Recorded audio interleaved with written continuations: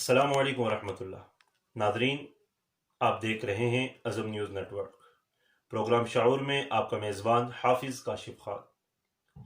ناظرین، جب بھی کوئی بیمار ہوتا ہے تو اس کو فوراً ہاسپٹل پہنچایا جاتا ہے، نہ کہ اس کی بیماری کی وجوہات طلب کی جاتی ہیں۔ ناظرین، جب بھی کسی انسان کو چوٹ آتی ہے تو اس کی توجہ فوراً زخم کی طرف جاتی ہے کہ خون کا بہاؤ کتنا ہے۔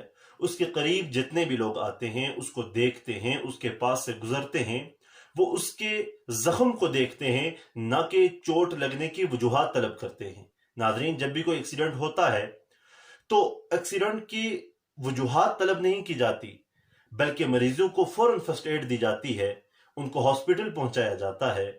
اگر کوئی وجوہات طلب کرتا ہے یا اس طرح کی بات کرتا ہے تو ناظرین اس کو ہمارے معاشرے میں بے وقوف سمجھا جاتا ہے۔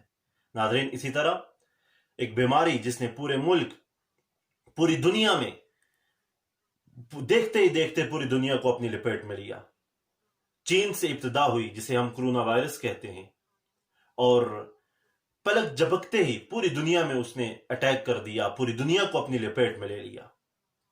ناظرین، وہاں پر ہم عوام اس بیماری کو ماننے کو تیار نہیں ہیں کہ یہ بیماری آئی کہاں سے، کیا ہوا۔ کوئی یہ کہتا ہے یہ سازش ہے، کوئی کہتا ہے ایک بہت بڑا ڈھونگ رچایا جا رہا ہے، اور کوئی کہتا ہے کہ ہمارا کوئی اپنا ریلیٹیو جاننے والا اس بیماری میں متاثر نہیں ہوا، لہٰذا ہم نہیں مانیں گے۔